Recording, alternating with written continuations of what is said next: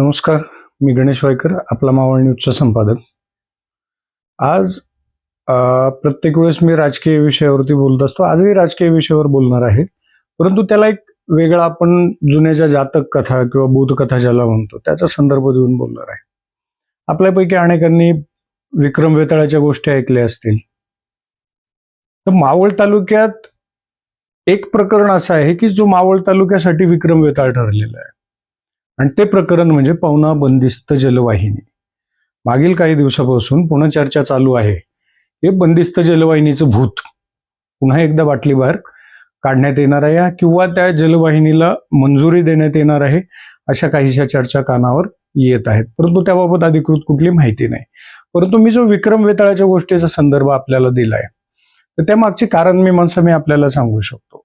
मावळ तालुक्यातलाच नव्हे तर संपूर्ण पुणे जिल्ह्यातला एकमेव आणि सगळ्यात वादग्रस्त जर कुठला प्रकल्प असेल तर तो पवना बंदिस्त जलवाहिनीचा प्रकल्प आहे. या जलवाहिनीच्या प्रकल्पाचं काम किंवा ज्या वेळेस याची एस्टिमेट तयार केली गेली त्यावेळेस अजित पवार हे कृष्णा खोरे पाटबंधाऱ्याचे कृष्णा खोरे विकास महामंडळाचे आणि पाटबंधाऱ्याचे मंत्री होते, उपमुख्यमंत्री होते, त्यामुळे त्यांच्या हातात कारभार होता. आणि पवना बंदिस्त जलवाहिनी करणं आणि पवना धरणातून पिंपरी चिंचवडकरांना थेट पाईपलाईनद्वारे पाणी देणं हे स्वर्गीय अजितदादा पवार यांचं स्वप्न होतं. त्याला अनुसरून त्यांनी त्या पद्धतीने निविदा प्रक्रिया राबवणं वगैरे सगळ्या प्रक्रियाही पूर्ण केल्या होत्या. कामही चालू झालं होतं. इव्हन ज्या कंपनीने कामच केलं नाही त्या कंपनीला शेकडो कोटी रुपये ऍडव्हान्स सुद्धा देण्यात आले. आपल्या इकडे आपण गौंड्याला सुद्धा ऍडव्हान्स देत नाही हो, पण इथे शेकडो कोटी रुपये त्या कंपनीला ऍडव्हान्स मध्ये देण्यात आले. आज जवळजवळ 1.5 दशक होत आले ते काम बंद आहे. तेवढे दिवस ते पैसे अडकून राहिले, ते तुमच्या आमच्या करातून राहिलेले आहेत. बरं, हा झाला मुद्दा त्या कामाच्या बाबतीतला. तर दुसरा विषय असा की ज्या वेळेस 2011 साली क्रांतीदिनी हे आंदोलन झालं, त्या दिवशी सगळ्यात प्रथम कार्ला फाटा या ठिकाणी जुन्या पुणे मुंबई महामार्गावर आंदोलन करण्यात आलं. त्यानंतर कामशेट येथील पवनानगर चौकात करण्यात आलं आणि त्यानंतर शेवटचा रास्ता रोको हा बोरखिंडीमध्ये एक्सप्रेस हायवेवरती करण्यात आला.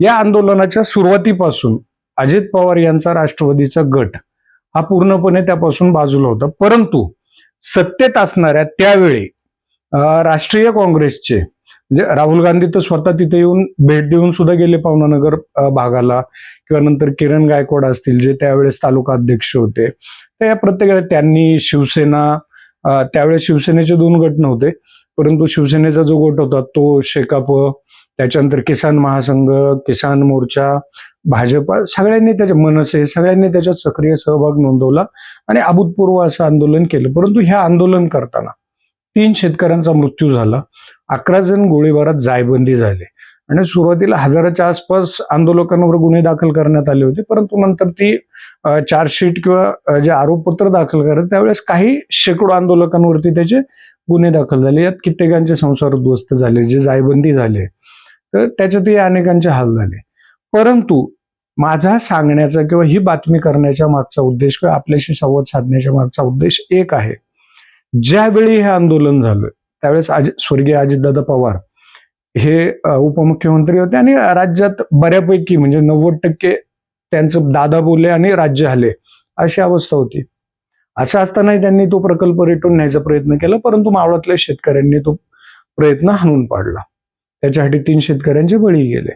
त्यानंतर राज्यात भाजपची काही काळ युतीची सत्ता आली. त्या सत्तेच्या काळामध्ये मावळ तालुक्यातलेच तत्कालीन आमदार हे राज्यमंत्री झाले, म्हणजे त्यांचीही सत्ता आली. ज्यांनी आंदोलनात भाग घेतला त्यांचीही सत्ता आली, परंतु सदर प्रकल्प हा रद्द झाला नाही किंवा त्या बाबतीत सक्षम पर्यायी तोडगा काढण्यात आला नाही. त्यानंतरही कालांतराने काही दिवसांनी मावळ तालुक्यातली भाजपची सद्दी संपत आली आणि सुनील शेळके यांच्या रूपाने राष्ट्रवादीला एक नवीन चेहरा मिळाला आणि राष्ट्रवादीनी मावळ तालुक्याच्या जवळजवळ सर्व सत्ता केंद्रांना काबीज केलं. आजही सुनील शेळके राष्ट्रवादीमध्ये सर्व आहेत आणि विशेष म्हणजे बाळा भेगडे आणि सुनील शेळके हे दोघं मामाभाचे आहेत असं तालुक्याला ते नेहमी सांगतात आणि आहेतही. मग जर मामाभाचे दोघंही एकाच पक्षात आहेत, दोघंही एकाच ठिकाणी सत्तेमध्ये सहभागी आहेत, तर बाळा बेगडे फडणवीसांना सांगू शकतात, सुनील शेळके सुनेत्राताईंना सांगू शकतात. म्हणजे मुख्यमंत्री उपमुख्यमंत्री तुमच्याकडेच आले. श्रीरंगाप्पा बारणे आपले जे मावळचे खासदार आहेत ते शिवसेनेच्या शिंदे गटातले आले. म्हणजे दोन्ही उपमुख्यमंत्री तुमच्या बाजूनी बाजू मांडू शकतील. मग असं असताना आजही या प्रकल्पाच्या बाबतीत सक्षम पर्यायी मार्ग का काढला जात नाही? याच्या मागचं खरं कारण मावळवासियांना एक आहे की पावना बंदिस्त जलवाहिनी, सुरुवातीला मी सांगितल्याप्रमाणे हा तुमच्या मानगुटीवर बसलेला वेताळ आहे आणि तुम्ही आणि मावळचे राजकारणी म्हणजे विक्रम आहात. कारण जर पवनेचं पाणी बंदिस्त जलवाहिनीद्वारे पिंपरी चिंचवडला जाऊ द्यायचं नाही असे मावळचे आमदार म्हटले तर तिकडं राष्ट्रवादीचे लोक किंवा तिथले राष्ट्रवादीचे कार्यकर्ते नाराज होतील. किंवा श्रीरंगाप्पा बारणे जे मावळचे खासदार आहेत ते सुद्धा म्हणू शकत नाहीत की इकडे पाणी देऊ नका, नदीद्वारे द्या. किंवा बाळा बेगडे त्या बाबतीत चकार शब्द उच्चारत नाहीत. सुनील शेळके यांनी विधानसभेत अनेक किंवा अर्थात तारांकित प्रश्न वगैरे उपस्थित केले, सगळं केलं, पण पावना बंदिस्त जलवाहिनीच्या बाबतीत कायमचा सोक्षमोक्ष लावण्यासाठी काही उपाययोजना करण्यात यावी किंवा त्या बाबतीत काही तोडगा काढण्यात यावा किंवा त्याला काही पर्यायी मार्ग काढण्यात यावा, याबाबत कुठलाही राजकीय पक्ष चकार शब्द सुद्धा काढत नाही. आणि मावळ तालुक्यातल्या जनतेला जर कोणाला वाटत असेल हा अमुक व्यक्ती बाबत त्या बाबतीत शब्द काढतोय, एक किसान संघ सोडला किंवा किसान मोर्चा सोडला ते राजकीय पक्ष नाहीत, त्या राजकीय पक्षांच्या अंगीकृत संघटना आहेत. परंतु ते सोडले तर बाकीचे कुणीच पावना जलवाहिनीच्या बाबतीत बोलायला तयार नाही. आजही जलवाहिनीच्या बाबतीत जलवाहिनीसाठी ज्या जागा संपादित केल्या होत्या त्याच्यावरती सातबाराचे शेरे आहेत ते जसेच्या तसे आहेत, ते काढण्याची शेतकऱ्यांची मागणी ती काढली जात नाही. म्हणजे याचा अर्थ हा वेताळ मावळच्या जनतेच्या कायम बोकांडी बसवून ठेवायचा आहे का? किंवा मावळात कोणाचीही सत्ता येऊ, यापूर्वी भाजपची होती, राज्यातही भाजपची होती, आत्ता मावळात आमदार राष्ट्रवादीचा आहे आणि राज्यात सत्ताही राष्ट्रवादी सहयोगी पक्षांची अर्थात महायुतीची आहे, केंद्रात सत्ता भाजपची आहे. त्यामुळे मनात आणलं तर मामा भाचे आणि देवेंद्र फडणवीस यांनी ठरवलं किंवा सुनेत्राताई पवारांनी जर ठरवलं तर एक दिवसात या प्रश्नाचा निकाल लागू शकतो. परंतु मला वाटतं आपल्याला कुणालाही हा प्रश्न निकाली लावायचा नाही. कारण आता येत्या काही दिवसात मावळ तालुक्यात 73 मला वाटतं 70च्या वर ग्रामपंचायतीच्या निवडणुका होत आहेत, त्यात बऱ्याचशा पवन मावळ भागातल्या आहेत. तर तुम्ही गावोगाव फक्त राजकारण करत हा मुद्दा जिवंत ठेवायचा, स्वतःच्या राजकीय पोळ्या भाजायच्या आणि आपला फायदा आपला उद्देश साध्य करून घ्यायचा, हीच राजकारण्यांची भूमिका आहे का? राजकारण्यांना खरोखर याच्यातून मार्ग काढायचा आहे. आज 15 वर्ष होत आले. 9 तारखेला ऑगस्ट क्रांती दिनी 2011ला हे आंदोलन झालं होतं, ज्यात आपले 3 मावळचे शेतकरी बांधव शहीद झाले. पण त्यानंतर आजपर्यंत सगळ्यांच्या सत्ता येऊन गेल्या, कोणाची सत्ता आली नाही? सगळ्यांच्या सत्ता आल्या. मग मार्ग का निघाला नाही? आपण तर नेहमी म्हणतो ना इच्छा तिथे मार्ग. याचा अर्थ मावळच्या राजकारण्यांमध्ये या प्रश्नावरती मार्ग काढण्याची इच्छाशक्ती नाही. मग ते माझे आमदार माझे राज्यमंत्री बाळा बेगडे असतील किंवा विद्यमान आमदार सुनील शेळके असतील, ते तर अजित पवारांच्या गळ्यातले ताईत होते. आजही ते त्या प्रश्नावरती मार्ग काढू शकतात.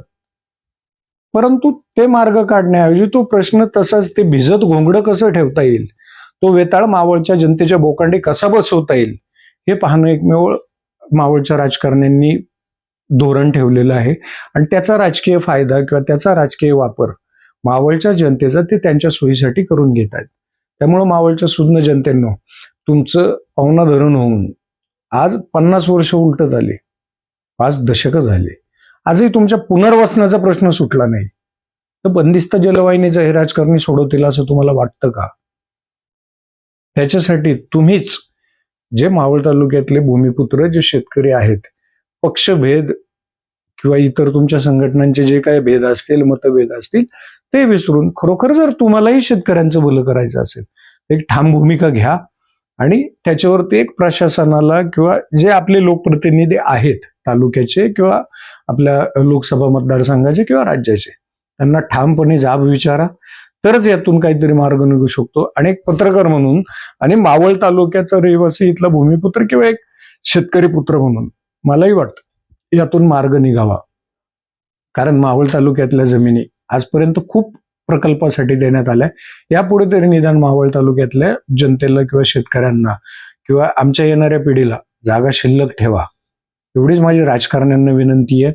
किंवा जे सत्ताधारी आहेत त्यांना विनंती आहे, आमच्या पुढच्या येणाऱ्या पिढीला जागा शिल्लक राहू द्या, शेतजमिनी शिल्लक राहू द्या.